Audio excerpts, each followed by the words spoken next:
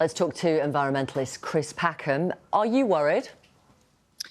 I'm very worried, Victoria, of course.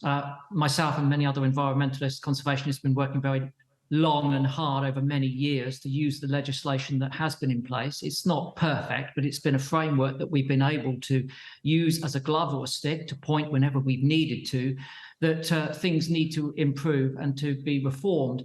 But what we're looking at the moment is a blind, rabid, smash and grab raid to accelerate growth in a crisis which has been exacerbated by excessive consumption. It's the very last thing that we need to do.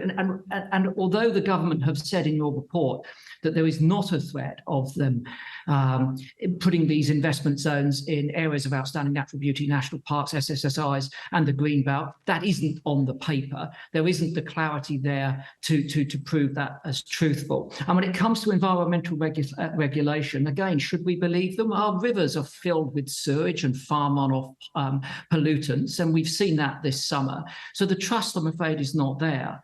And when the normally conservative NGOs like the National Trust, the RSPB and the Wildlife Trust are rising up and asking their members in confidence to write to their MPs, then seriously there's a problem. What is on the website, because I looked at it today, was this: key planning policies to make sure developments are well designed, maintain national policy on the Greenbelt, protect our heritage, along with building regulations, will continue to apply. Do you not believe that? No, I don't. And I don't believe it when they offer mitigation either. Mitigation, for a long time, we've learned, is nothing more than, forgive me, BS. If you cut down a 600-year-old oak tree and claim that you're going to plant a series of saplings to replace it, it's simply not going to work. If you drain a wetland that's been there for thousands of years and say you're going to flood a carrot field and that will do the job, it won't work. We as ecologists are now well practiced, well trained and well aware of what's going on here, and that's what's given rise to our considerate concerns here. And we've seen in just the first couple of weeks of this government plenty of other reasons to prick up our ears and make sure that we're on our guard.